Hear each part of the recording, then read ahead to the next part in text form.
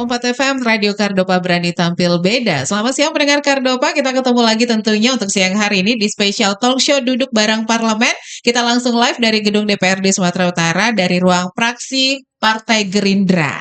Yang jelas kita punya topik hari ini apa dan bagaimana hasil reses anggota DPRD Sumatera Utara.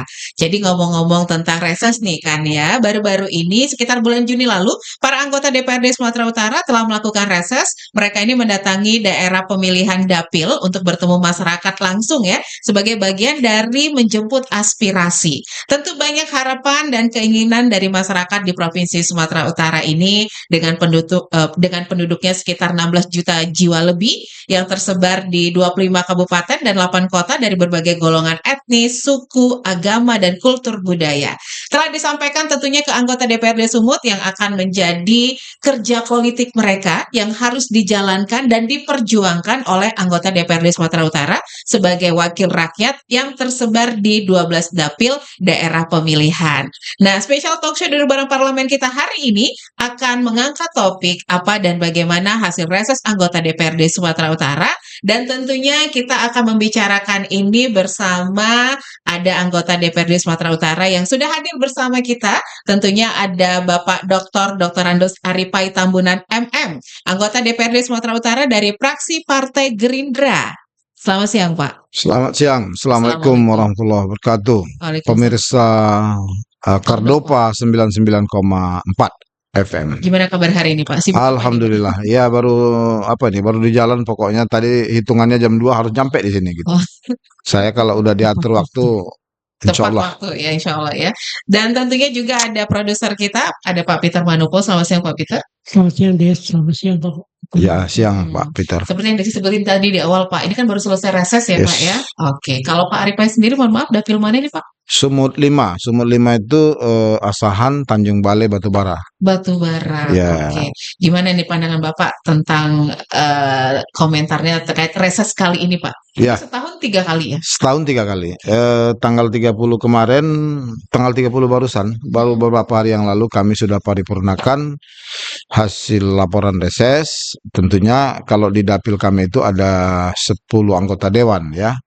Namun memang yang masih berjalan itu baru 9. Ada 1 yang belum dilantik. Nah, semuanya secara pribadi melakukan reses selama 10 hari. Setelah kita melakukan reses semua dari masing-masing fraksi, baru kita kompilasi laporannya, sehingga hadirlah laporan seperti ini. Inilah yang kami lapor tanggal 30 kemarin. Nah, gitu. Ya, dari Gerindra, dari partai lain juga tentunya memberi masukan, dan kita memahami bahwa reses ini adalah pintu masuk awal perencanaan bagaimana pembangunan Sumatera Utara. Ya, ada 2 pintu ya. Satu dari dewan, satu dari eksekutif. Nah, yang dari dewannya kami bahas paling tidak ya sebelum dia menjadi sebuah arenja sampai kepada program, sampai kepada penganggaran dan lain sebagainya, ya pastinya reses ini adalah start awal di perencanaan. Lahirlah pokok-pokok pikiran gitu. Yang paling banyak ditemuin waktu reses kemarin apa ini, Pak? Wah, saya memang begini ya, saya setiap reses kita bukan hanya sekedar meminta aspirasi saja, tapi sekaligus kami melakukan pendidikan politik dalam reses itu. Saya sampaikan dalam pendidikan politik ini penting saya ulas di sini.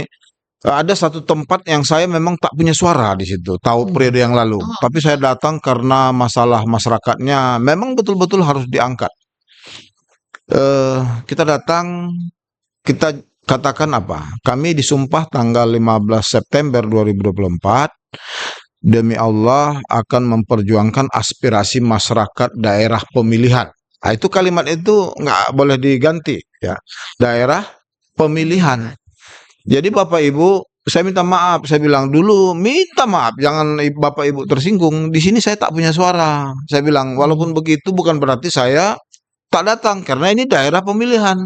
Ini kan bagian dari Asahan, Tanjung Balai, Batubara. Saya bilang, Pak. Oke, itu awalnya dulu. Itu kan pendidikan politik. Ya. Nah, setelah begitu, kenapa saya tertarik ke situ misalnya? Contoh misalnya ada satu titik di C2 Hulu. di Asahan namanya. Masyarakat di situ itu setiap tahun langganan banjir, Pak Peter. Selama 5 bulan itu nggak kering airnya. 5 bulan itu asal pokoknya ini mau mulai ini hampir lah ini mulai. Nanti mungkin Oktober sampai 5 bulan, coba bayangin sampai ke bulan berapa. Enggak pernah surut sampai selutut. Saya sudah ke sana. Sudah pertama datang, sudah pernah meninjau langsung. Ya saya ramein aja di media dulu ya kan. Media rame kan banyak yang lihat gitu Iya, kan. Ya kalau istilah sekarang kami kan penting juga no viral no justice kan gitu kan. benar. Jadi tak ada perhatian pemerintah, kami viralin. Akhirnya mana-mana datang. Orang datang ngasih bantuan. Alhamdulillah. Nah, setelah kejadian itu saya datang reses kemarin. Datang kumpul sampai 250 masyarakat ya. Tetap saja ya ini cuman Pak? Apa jalan keluar tentang banjir ini? Apa jalan keluar tentang perbaikan jalan ini? Ini kan jalan provinsi. Oh iya, justru saya berani datang untuk kalaupun secara umum saya sudah tahu apa persoalan Bapak Ibu di sini, saya bilang kan udah umum tahu saya. Daerah banjir, jalannya rusak.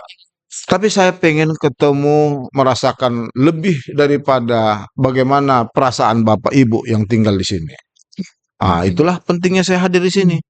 Tapi paling tidak kalau mau disuruh membuat laporan, sekedar buat laporan desa saja, saya pikir saya tak perlu datang pun orang saya sudah tahu masalahnya, saya bilang gitu kan. Tapi dengan hadir di sini, saya mau dengar.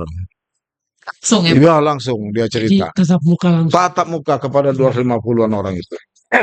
Maaf, sampai saya istilahkan begini, saya ya siapa yang tak mau peduli dengan masyarakat Bapak Ibu yang tinggal di sini. Coba gantian dulu lah, jangan sampai 5 bulan. Seminggu aja suruh orang tuh tidur di sini, Bapak tidur di rumah dia. Saya bilang, oh ketawa mereka. Ya ini bentuk bagaimana kita juga sekaligus menghibur. Itu contoh. Benar-benar. Jadi kami sebentar saja gitu ya, Pak. Iya, Kan, contoh ya kan itu satu kasus. Artinya itu kita laporkan. Di dalam laporan ini ada itu. Oke. Kita lapor balik. Walaupun yang lalu pun sudah pernah dilapor, kita lapor lagi. Kenapa? Belum ada tindak lanjut. Kita pahami, saya ulangi tadi ada 2 jalur perencanaan. Ya. Dari dewannya melalui reses, Pokir nanti dari eksekutif melalui musren. Ya kan, musrenbang di kabupaten, ke provinsi, jadilah dia rencana. Nah, titik yang saya pandang penting saya sampaikan itu ini dulu pertama, ya kan. Yang kedua, ya di mana-mana memang kami turun kemanapun pasti tidak ada satupun masyarakat yang tak bicara infrastruktur, masalah jalan pastinya. Tetapi jalan itu kan terdiri dari ada jalan nasional, jalan provinsi, jalan kabupaten, ya kan gitu. Malah ada jalan desa. Masyarakat nggak mau tahu dia itu, pokoknya DPR, udah kita sampein aja gitu. Tak tahu dia ini jalan apa. Setelah kita jelaskan, oke, nah Bapak Ibu kita bilang, ini kebetulan memang bukan jalan provinsi. Tapi begitu pun bukan berarti provinsi mengabaikan begitu saja. Ada, makanya kami dalam raker semalam, tanggal 1-nya kami raker langsung. Setelah paripurna reses, raker langsung, tanggal 1. Tujuannya apa? Mendorong supaya dihadirkan kembali BKP, Bantuan Keuangan Provinsi. Kalau jalan tadi ini bukan jalan provinsi, yang punya kewenangan utama itu adalah Pemkab atau desa. Kalau Pemkab juga, anggaran Pemkab kan juga pasti terbatas. Mungkin ini belum bisa diapa, maka bisa jadi nanti apa namanya itu jalur untuk bagaimana membangun itu bisa dengan melalui BKP gitu. Nah, makanya semalam di Raker kami dorong supaya BKP dihadirkan kembali untuk menampung aspirasi masyarakat yang kami datangin. Itu paling tidak. Kalau bicara infrastruktur, ini rame betul di mana-mana. Selalu tuh. 10 orang, 9 orang, semua bicara infrastruktur. Pasti enggak ada. Pasti temuan reses rata-rata Reses infrastruktur ya, Pak. infrastruktur. Yang kedua itu baru perekonomian, ya pertanian. Karena pertanian merupakan programnya Pak Presiden, ketahanan pangan, kedaulatan pangan. Yang paling persoalan di lapangan itu adalah masalah irigasi. Nah, kira-kira dari sekian banyak persoalan, 2 ini jadi trending topik. Infrastruktur, ketahanan pangan. Ya. Ya, pendidikan, kesehatan, dan seterusnya mengikut yang lain-lain. Ikut ya, Pak. Ya, Pak Rifai, Siap. selama reses, berapa titik yang Bapak jalan? 10 titik. 10 10 titik kami diatur, ada sudah di dalam SPPD-nya. Misalnya kalau saya nanti laporannya tanggal berapa, di mana tanggal berapa, ada itu. Jadi SPPD kita itu 10 hari itu, hari ini di mana. Ya, besok di mana, sampai 10 hari. 10 hari itu kita Dokumennya lengkap. dokumen lengkap. Dan Sa- itu bisa dipertanggungjawab. bisa dipertanggungjawabkan foto-foto apa segala macam. Ya, kalau kami mungkin memposting di media kan tak mungkin semuanya kan. Ya. Paling apa namanya itu yang agak aneh, agak nyentrik, kami posting supaya menarik viral gitu. dulu ya, Pak. Tapi Oke. 10 titik itu laporannya kami datangin, setiap titik itu pasti kepala desa minimal atau sekdes harus hadir untuk menandatangani keberadaan kami hadir di tempat itu. Nah, apakah dalam proses itu ada ikut misalnya OPD atau jajaran OPD dari Pemda? Dinas terkait. Enggak ada. Kalau itu hanya kami mengajak staf kami dari dewan, dari sekwan saja. Karena kan masih dewan yang menjemput aspirasi. Beda kalau misalnya besok ini dalam 1 minggu ke depan ini kami kunjungan dapil namanya.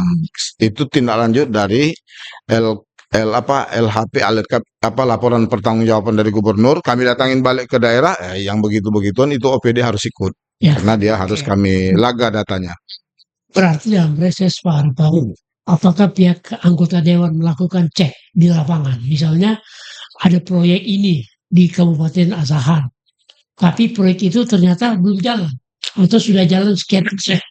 Nah, itu lebih kepada kunjungan dapil yang tadi, yang minggu besok ini, tanggal 6 sampai tanggal 11. Oh, ada. Itu lahir, kunjungan dapil itu kami lakukan setelah ada laporan pertanggungjawaban gubernur. Kan udah dikasih sama kami laporan pertanggungjawaban. Ini di sini begini, ini di sini begini. Itulah nanti kami mau cek gitu. Oh.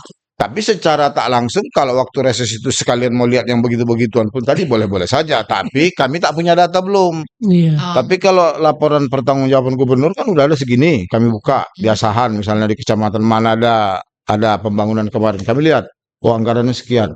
Pekerjaannya mungkin belum selesai. Misalnya yang gitu-gitu itu di kunjungan dapil namanya.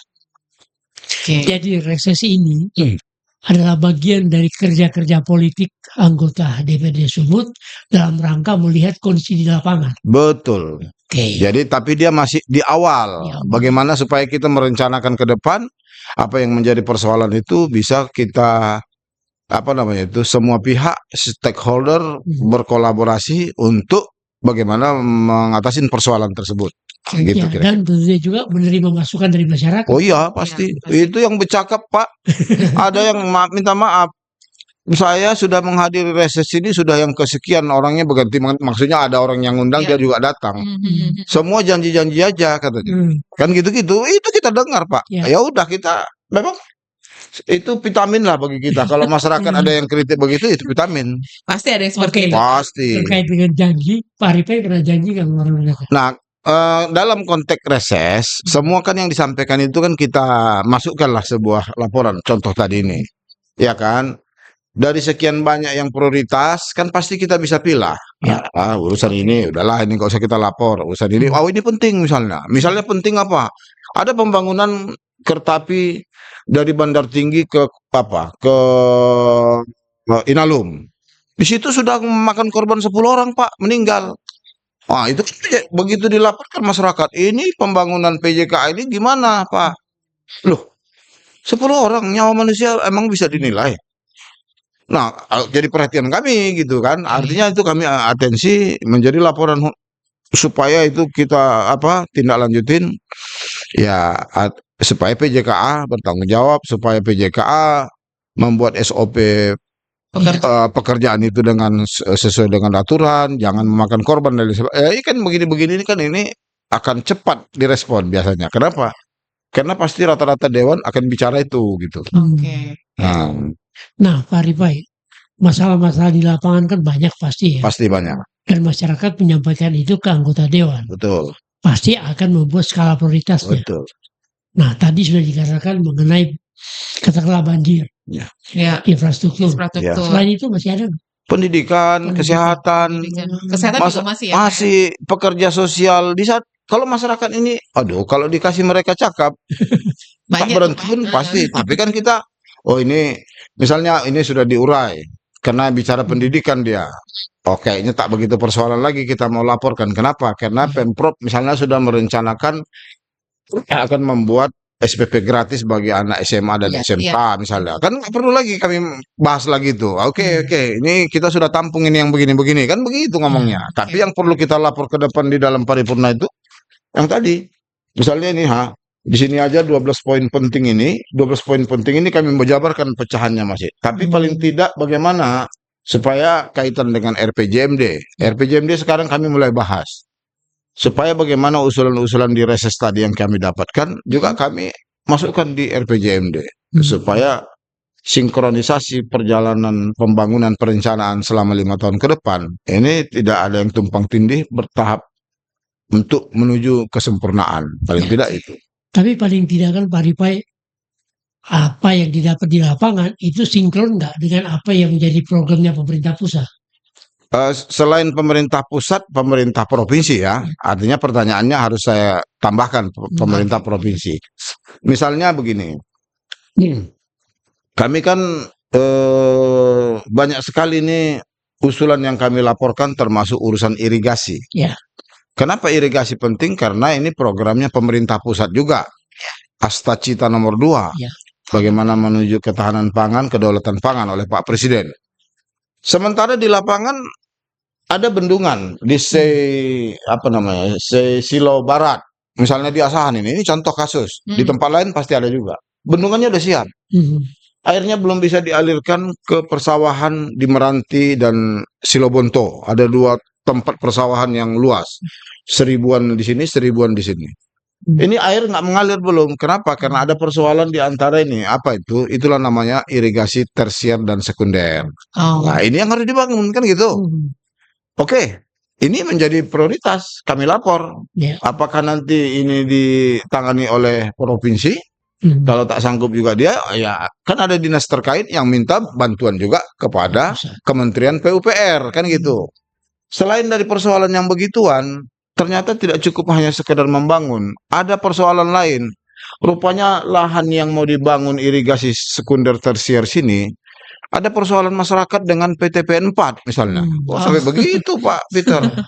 Ya ini kami jembatani. Ada 7,6 hektar klaim ini. 7,6 hektar itu PTPN menganggap dia punya tanah. Masyarakat menganggap dia punya tanah. Semua masing-masing punya argumentasi.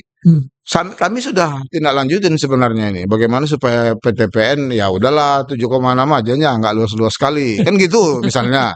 Ini kan ceritanya kan begitu ini bisa dialirkan dibangun irigasinya kan sawah di Silobonto dan Meranti tadi itu bisa dibangun 2000-an hektar lebih.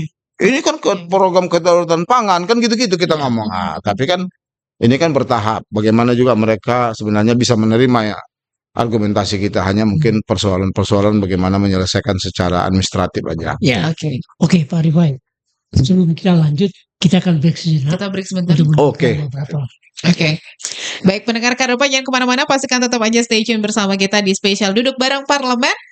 Nanti kita balik lagi setelah yang berikut ini. Stay tuned. Kardopa Radio FM. Satu untuk tetap jadi nomor 1. Talk Radio Medan. 99,4 FM Radio Kardopa berani tampil beda. Kembali lagi pendengar Kardopa di spesial talk show Duduk Bareng Parlemen untuk siang hari ini. Kita masih live dari gedung DPRD Sumatera Utara, tentunya dari ruang kerja fraksi Partai Gerindra. Dan kita masih ngebahas topik apa dan bagaimana hasil reses anggota DPRD Sumatera Utara. Jangan lupa juga Anda bisa dengarkan kita di www.kardopafm.co.id untuk live streaming. Kita masih bersama Pak Aripai. Masih ngebahas tadi tentang hasil reses. Berarti tugasnya anggota Dewan ini cukup berat ya Pak, memperjuangkan. Kira-kira bisa sampai berhasil atau enggak ini Pak? Ukuran berat tidaknya, kalau kami bilang berat kan, jadi ngapain kamu anggota Dewan kan begitu nanti ya kan. Tapi paling tidak ditatip kami atur kerja Dewan itu 24 jam. Jadi silakan tafsirkan berat atau tidak. Gitu aja. 24 jam ya. Yes. Yang mungkin berat kalau berhadapan dengan masyarakat ya. Ya, apalagi itu tadi makanya kami setiap saat berhadapan dengan masyarakat harus tetap melakukan pendidikan politik.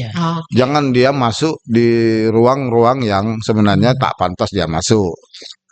Kita udah serius ini, udah tinggal mau tendang bola masuk, tiba-tiba "Oh, ini apa ini? Kok begini, kok begitu?" Macam apa dia akan jadinya, perencanaan yang sudah ditata itu bisa nanti buyar balik gitu Ya, kan. kan karakter orang beda-beda ya, Pak. Makanya harus ada tetap melakukan pendidikan politik. Ada Ya, edukasi. pendidikan politik ini kan karena Bapak juga kan adalah orang politik Yes. dari partai politik. Yes, Maka itu wajar juga disampaikan ke masyarakat kan. betul, betul. Karena untuk dalam tanda petik lah Ya, menyampaikan sesuatu ke masyarakat secara politik kan beda. ya. Hmm. Reses salah satu ya. Ada Sosper, ada Wasbang. Hmm. Tiga-tiga ini kami kan jalan terus ini. Ya. Tapi kadang-kadang masyarakat nggak ngerti dia. Ya hari ini kan kita reses. Hmm. Atau besok misalnya jadwal ada Wasbang, wawasan kebangsaan. Kita sedang melakukan pendidikan politik wawasan kebangsaan.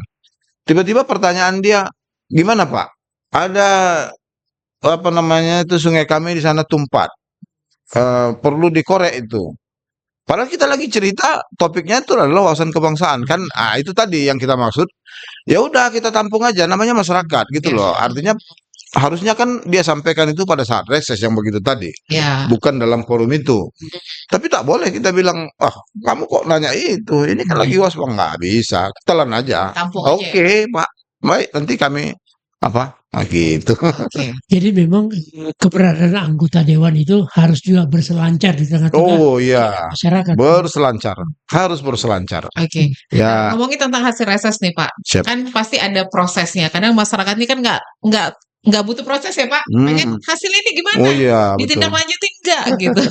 Nah ini gimana menurut? Ya, tahapan sesuai dengan aturan perundang-undangan sudah juga kita atur dengan tatip kita di dewan sampai ada keputusan dewan. Ya, makanya setelah ada reses kami kembali buat laporan, kami paripurnakan. Ini contoh sudah Oke. diparipurnakan tanggal 30 ya, 30 kemarin ya, Pak? 30 kemarin. Setelah kami sampaikan ini dalam paripurna, eksekutif langsung menyampaikan sambutan yang waktu itu dihadiri oleh Pak Wakil Gubernur, Pak Surya. Dia jawab, Oke, terima kasih seluruh anggota dewan yang sudah melaksanakan reses. Semoga apa yang menjadi laporan Bapak Ibu, kan gitu-gitu, ini kami akan masukkan dalam prioritas daripada perencanaan pembangunan. Udah dia jawab. Nah, semuakah itu nanti bisa ditindaklanjutin? Ya, kan balik lagi, ya kan? Jangan semua harapan masyarakat kita kayak macam balik telapak tangan, enggak lah. Tapi Ada yang kan, prioritas berarti. ya makanya menurut saya yang prioritas itu infrastruktur ya, Ya. satu. Apalagi konektivitas antar daerah yang bisa meningkatkan ekonomi. Nah, ini penting. Satu. Yang kedua termasuk irigasi misalnya, karena kaitan dengan luas sawah kita yang sangat luas di Sumatera Utara ini 311.000 hektar gitu kan, terjabarkan di beberapa daerah. Ini hampir sama persoalannya. Masalah irigasi adalah masalah utama. Kalau begitu berarti hasil laporan kami ini, ya pihak gubernur, pihak eksekutif harus melihat ini. Berarti prioritas kedua termasuk irigasi. Ya. Bagaimana nanti supaya di perencanaan, di anggaran segala macam ini menjadi prioritas. Tuh. Nah, pertanyaan berikutnya Pak Haripai, apakah temuan di lapangan pada saat reses itu dibicarakan juga di fraksi? Sebenarnya tidak, karena tadi ini kan reses ini kan anggota dewan yang turun, ya kan? Sudah perdapil ini laporan kami perdapil ini, Ya. yang 9 orang ini sudah dihimpun lagi 9 orang ini berasal dari berbagai partai. dari berbagai partai yang lain yang ada di dapil itu. Tapi kalau ada sesuatu yang spesifik, misalnya kita mau mendorong percepatan tentang temuan yang di lapangan itu, boleh saja. Tapi sampai sejauh ini ya masih berjalan normal. Kalau ada spesifik yang agak serius, perlu tanggapan lebih dipercepat, ya kami harus bahas di fraksi. Jadi kan fraksi merupakan perpanjangan tangan dari partai. Partai. Oleh karena itu kan fraksi juga berperan. Betul. Nah, sejauh mana peran yang dimainkan oleh fraksi terhadap anggotanya? Nah, beberapa hal misalnya isu krusial ya. Ini contoh, ini satu lagi. Saya mumpung ditanya Pak Peter. Sekarang ini OPD PUPR Ya. dan pengairan. Ya. PUPR dan pengairan. Satu dinas sekarang masih. Karena kami pandang penting kaitan dengan irigasi persawahan, Oh, kami ingin ini dipecah. dipecah. Dipecah. Jadi Ini dua kami, bagian. Pak, jadi dua dinas. Satu urusan bina marganya, Satu tata ruang, satu lagi urus pengairannya. Ya. Kenapa? Karena ada 6 atau 7 sungai di Sumatera Utara ini, sungai yang besar-besar, yang kaitannya dengan pengairan itu sampai di 82.000 hektar. Oh, Bayangkan kalau ini tak diurus secara khusus oleh satu dinas.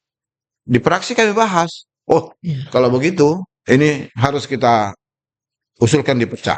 Oh, Dan kami sudah bahas di Bapemperda supaya ini segera mungkin diselesaikan pemecahannya.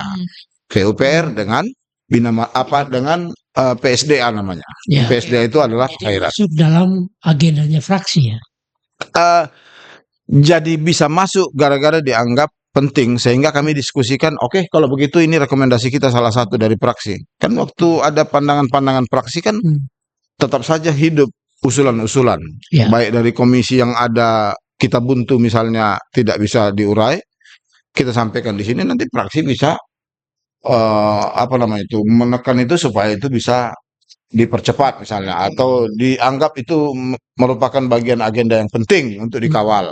Ya, gitu-gitu. Berarti ada pecahan tadi ya, Pak? Ya, Tadi Kementerian Pak PUPR. Arifai mengatakan PUPR. Nah, beberapa waktu yang lalu ada bencana terhadap PUPR itu iya. dengan kegiatan OTT dari KPK. KPK.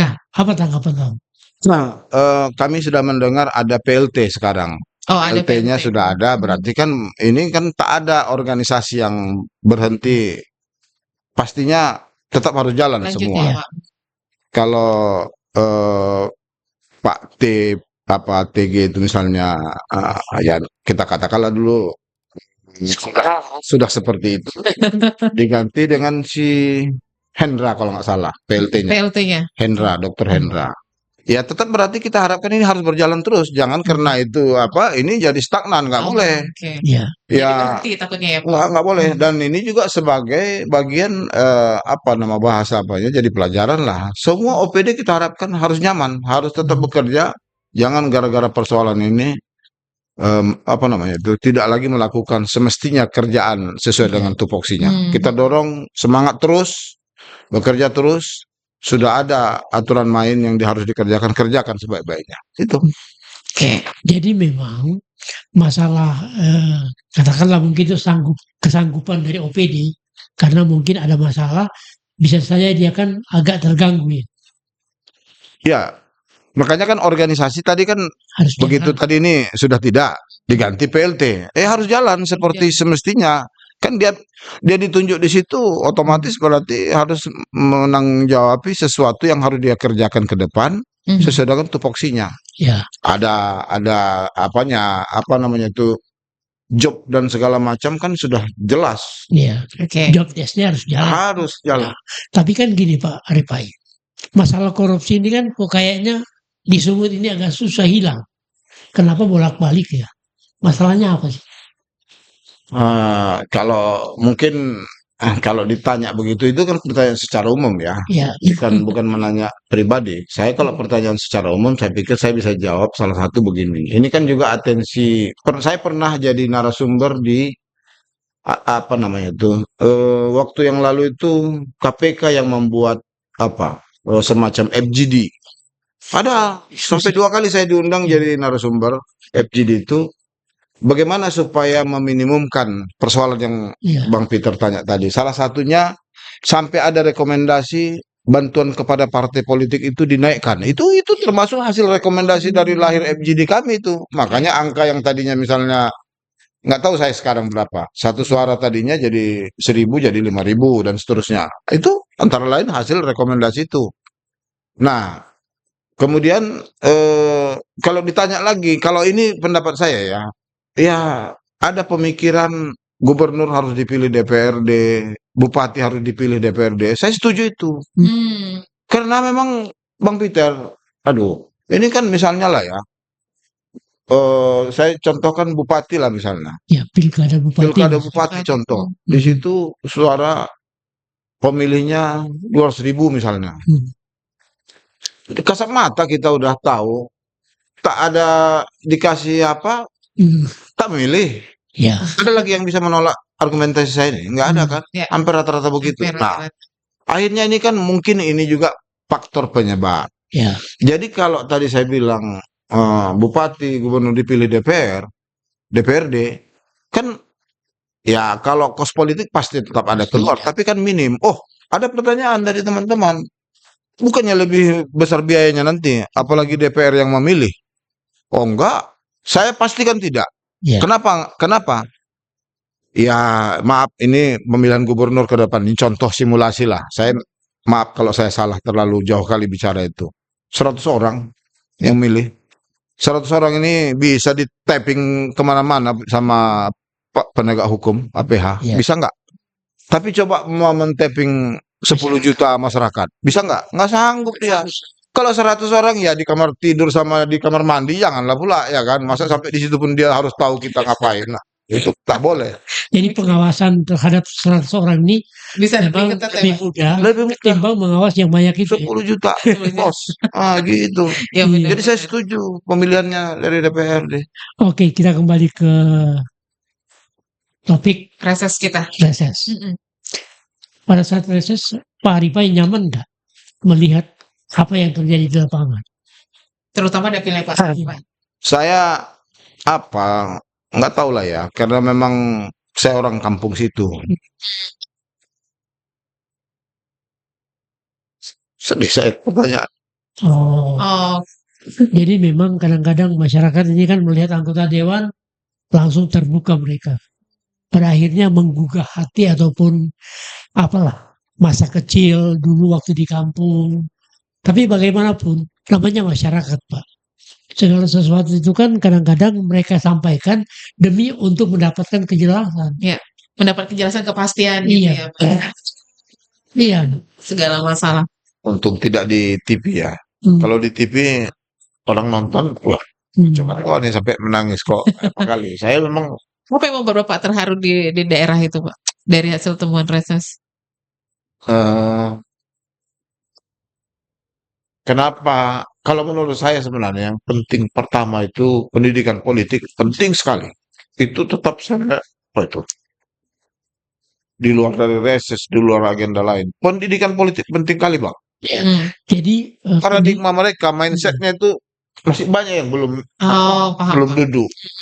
jadi melalui pendidikan politik masyarakat tercerahkan ya. Iya. Itu dia. Sekarang gini, Pak. Maaflah dulu ya. Dia punya anak Iya. SMP. Udahlah, kau nggak usah lagi sekolah. Itu tetap diancam anaknya nggak usah sekolah. Kita kan dari mana mau nyekolahkanmu? Padahal sebenarnya ada jalur beasiswa Ya. misalnya. Ada. Ini kan pendidikan politik, Bang. Iya. Ini orang tuanya nggak tahu. Akhirnya anaknya udah sempat tak sekolah. Kemana siapa nggak sekolah? Cemana kami mau biaya? Tak ada. Padahal gratis SPP. Iya. Kok nggak bisa sekolah anaknya? Satu, ini kan penting. Terus yang mau kuliah begitu juga. Ya udahlah, yang namanya kuliah nggak penting itu. Udahlah kau cari kerja lah begini begitu. Ada juga beasiswa KIP. Iya. Ada. Contoh-contoh. Masyarakat orang tuanya ini banyak yang nggak tahu yang begini-gini. Maka saya bilang ini informasi yang begini kami harus sampaikan. Itulah namanya pendidikan politik. Iya. Politik. Karena Ada hak masyarakat yang tak sampai sama dia gara-gara dia tak tahu. Dah.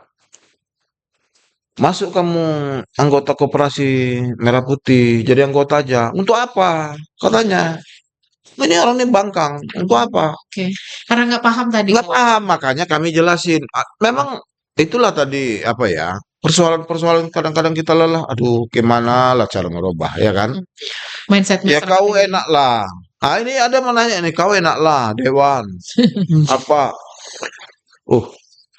Saya bilang, tahu nggak kampungku di mana? Aku tunjukin. Tahu nggak orang tuaku siapa? Aku kasih tahu. Itu ayahmu, almarhum, ya kan ibuku. Aku ini pergi kuliah ke Banda Aceh, ya bahasa agamanya aku Bismillah, doa aja. Kalau cerita orang tua nggak mungkin gitu. Iya. Kok kenapa anakmu kau patahkan semangat? Aku aja tahun 86 yang lalu sudah berani melakukan itu, kok sekarang bapak pula yang mematahkan semangat anak? Ya nanti kalau dia pergi nanti tiba-tiba bagaimana, waduh kok tanya bagaimana, aku bilang kok bapak kok usahlah keluar-keluar rumah, nanti turun dari rumah, tiba-tiba nanti disambar petir bagaimana pula, saya bilang lah. Ya, Nah itu contoh-contoh sederhana. itulah pentingnya reses ya. Kita Reses, pendidikan Pendidikan politik, politik. waduh, enggak makanya tadi ya Pak, memang kami ya makanya DPR RI pun kan begitu sebenarnya, Ya. banyak di luar dia, ini dalam rangka itu, kami pun begitu. Jadi di sini hanya ada rapat, ada paripurna mungkin, dah. Tapi hari-harinya kami harus bersama masyarakat.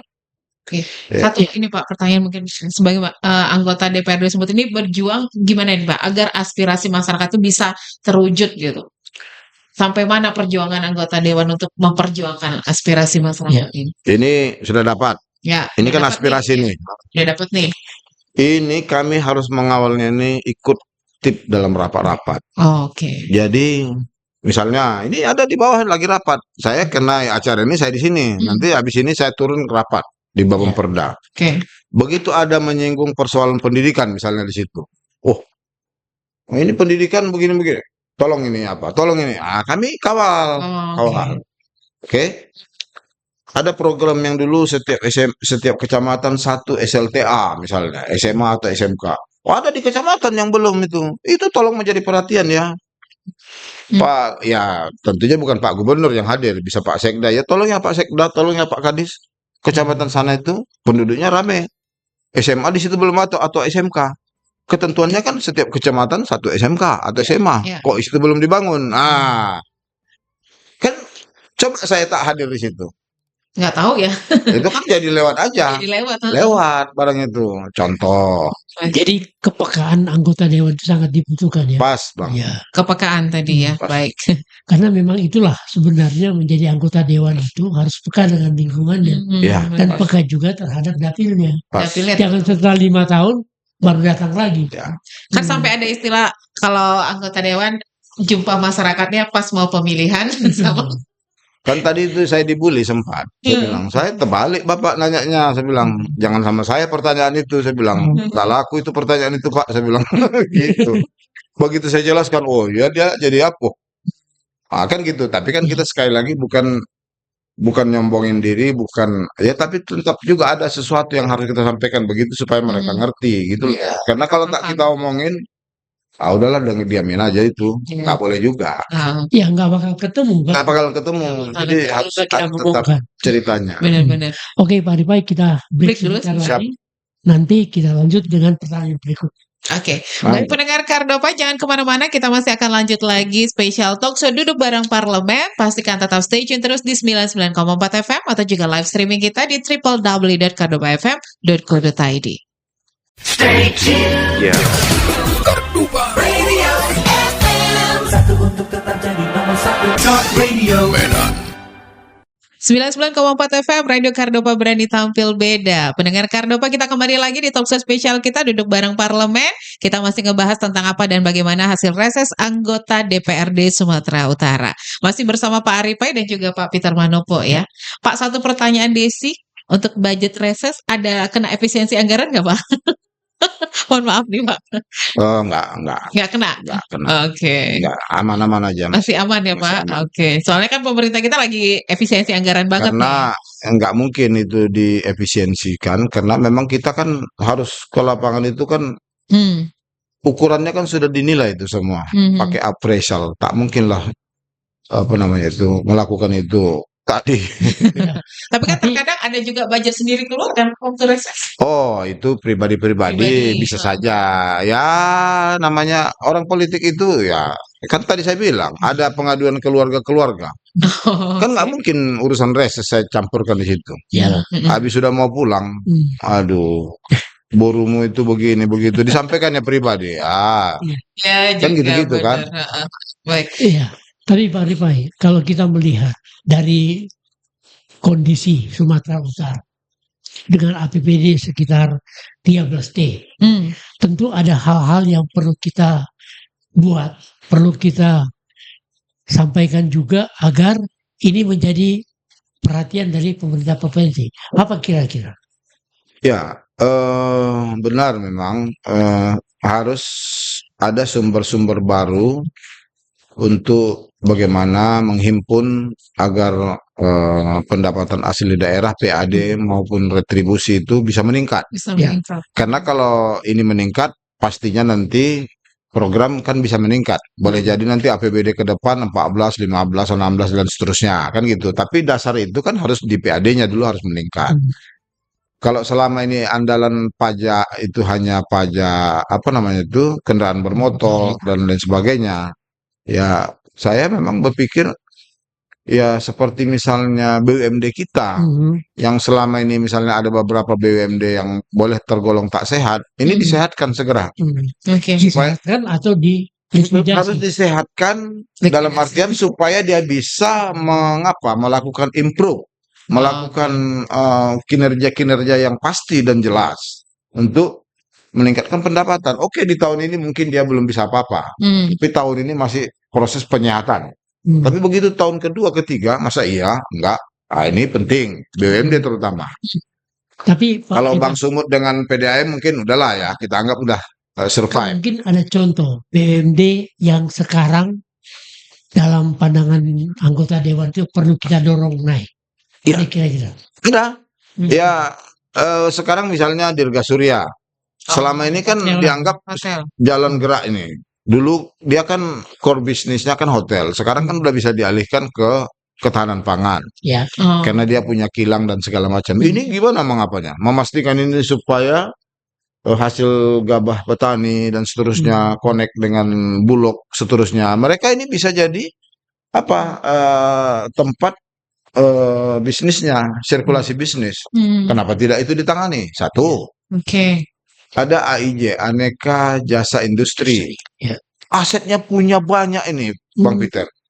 AIJ ini banyak aset, Ya. tapi asetnya terletak macam mati suri. Kenapa? Karena nggak dilakukan apa sesuatu terhadap aset itu. Harusnya itu berdampak positif, bisa meningkatkan perekonomian, tapi karena tak dikerjain, ya statis. Contoh. Ada lagi apa misalnya PSU, perkebunan. Ya. Perkebunan, loh, kita punya perkebunan di Sumatera Utara ini luas. Apa sawit, macam-macam. Kenapa tidak PSU ini didorong untuk menangani HGU mati misalnya? Banyak HGU mati di Sumatera Utara. Sehingga ya mungkin di tahun pertama, tahun kedua boleh jadi ini masih proses recovery lah kan. Tapi tahun ketiga, keempat kan bisa sudah penghasilan gitu. Supaya kan kita bicaranya kan 5 tahun ke depan, tidak bicara hanya tahun 2026. Nah, bagaimana dengan bagi hasil antara provinsi dengan pemerintah pusat? Nah, Kita banyak perkebunan, ya, banyak pelabuhan, Ya. tapi semuanya uangnya larinya ke pusat. ya, sembari yang tadi saya sebutkan skema yang barusan pun Bang Peter sampaikan itu boleh aja. Misalnya DBH sawit kita, DBH sawit kita sangat kecil. Bisa pula cukai tembakau di Jawa Timur sana lebih besar dibanding sawit. Sementara unggulan kita kan sawit. Sawit. Ini boleh diperjuangkan terus. Ada berapa provinsi ya yang sudah pernah sebenarnya melakukan ini.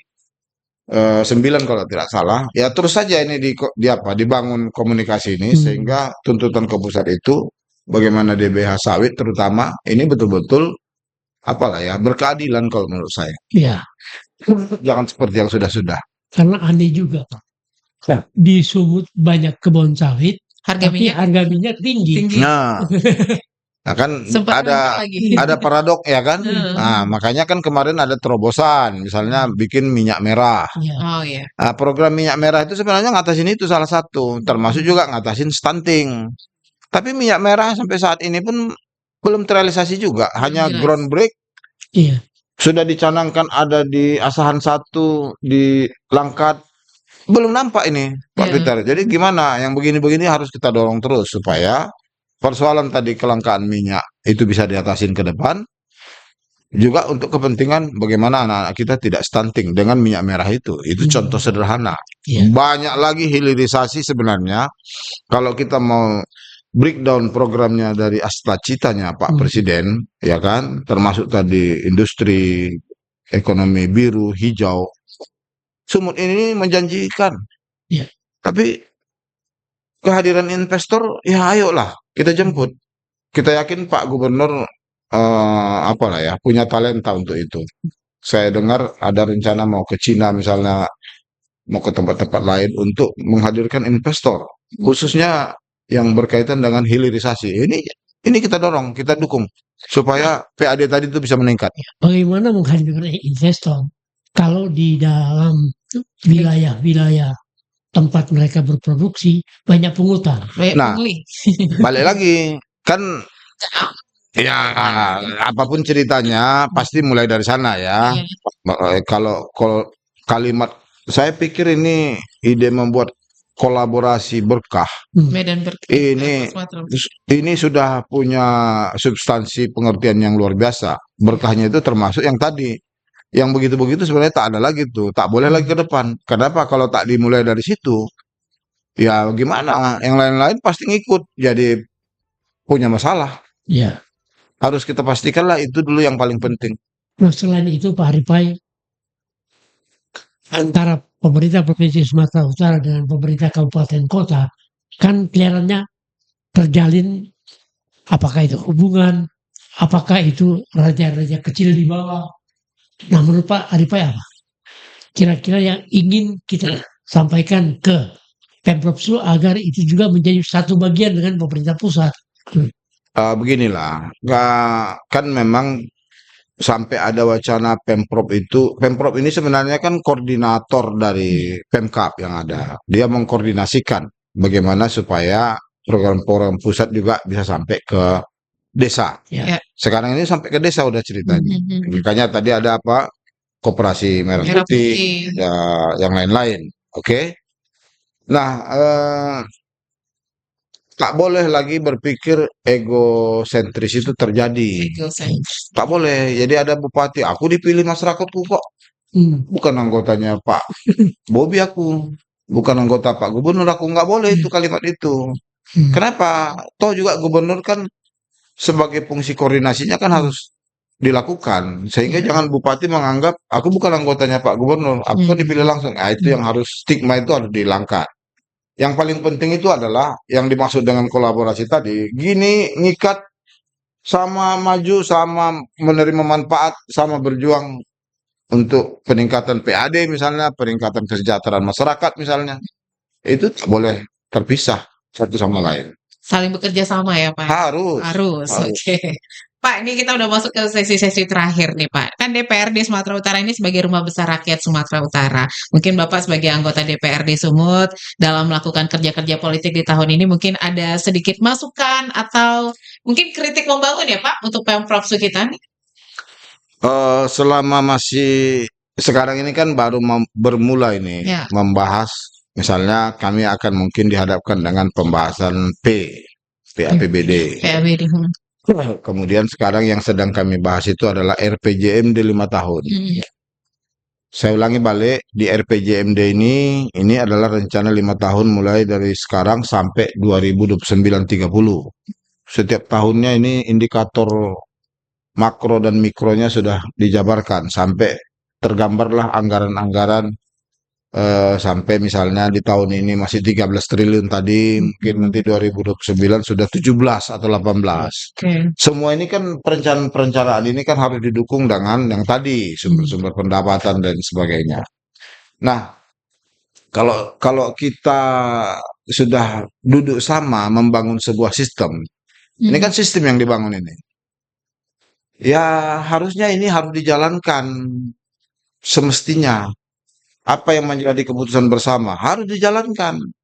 Jangan nanti setelah APBD diketok misalnya, untuk bangun daerah ini sekian anggarannya, tak dibangun-bangun. Tunggu aja dulu nanti tiba-tiba yang ke situ dirubah ke tempat lain. Ini kan tidak komitmen perencanaannya kan, benar. ini penting. Jangan dikasih answer daerah itu. Dia udah berharap, oh ini mau dibangun. Ya nggak tahu lah apa persoalan kok jadi dipindahin. Itu tak boleh. Oke. Jadi begitu terbangun sebuah sistem itu terbangun apa antar, utamanya di sini eksekutif dan legislatif sudah sepakat. Ayo kami mengawasi ini supaya bisa berjalan, eksekutif mengerjakannya dengan sebaiknya. Itu kira-kira. Oke. Karena memang kan Sesuai dewan dengan itu fungsi. kan hanya boleh bicara, Ya. tapi eksekutornya kan adalah Di Pemprov kan. Pemprov. Iya. Betul. Tapi Dan- jangan lagi itu tadi ujub-ujub tuh tak jadi barang itu misalnya. Itulah tugas DPRD mengawasinya ya Pak. Iya, Iya. kami itu tadi Hasil di dari dewan kerja ini Pemprov itu datang ke diawasi. masyarakat, udah janji ini misalnya Ya. contoh hibah membangun bantu saya misalnya kasih bantuan masjid, Hmm. udah disepakati lah ini 100 juta bantu masjid ini. Hmm. Udah saya ngomong ya berdoalah Pak, Bapak Ibu sabar ya, ini insya Allah ini akan dibantu 100 juta. Tak jadi, coba. Yang dikejar siapa? Oh kita Ya, dewan itu pasti. penipunya itu kan. Nah, Udah janji-janji lagi balik. sakit kali. Itulah tadi saya bilang kalau pertanyaan Bang Peter tadi semua kena dia. Jadi termasuk dewan penipu yang gitu-gitu tadi. Oh, Padahal sebenarnya urusannya urusan kecil, ya kan? oke. Baik, mungkin Pak Arifa ada yang pengen disampaikan buat pendengar Kardopa kita hari ini Ya, tentang pokoknya Kardopa berani tampil beda. beda ini luar biasa semangatnya, ya kan? Mengkulik segala sesuatu yang belum orang terpikir. Ya, maju terus Kardopa. Kita Makasih Bang berharap juga Peter, lain kali pokoknya semangat. Pak Aripai mau tampil juga di Kardopa ya. Iya, Langsung tetap ke kita studio, nggak Pak. pernah. Kalau kita pas timing dan segala macam, pastinya nggak ada. Oke. Terima kasih Pak Aripai. Oke, Terima kasih thank Pak you. Ripai waktunya sudah ngobrol bersama Oke. kita. Pendengar Kardopa juga tahu nih hasil resesnya gimana, sampai mana ya kan ya. Jadi sabar, semuanya ada proses ya Pak Oke. ya. Baik pendengar Kardopa, demikian bincang-bincang kita di spesial talk show duduk bareng parlemen untuk siang hari ini. Terima kasih untuk kebersamaannya yang sudah dengerin kita via streaming juga di www.kardopafm.co.id. Kita harus pamit dulu. Selamat sore, tetap semangat dan sampai jumpa. Assalamualaikum warahmatullahi wabarakatuh. Waalaikumsalam. Terima kasih Anda telah menyaksikan Duduk Bareng Parlemen, sebuah acara yang dipersembahkan hasil kerjasama antara Radio Kardopa dengan Humas DPRD Sumatera Utara.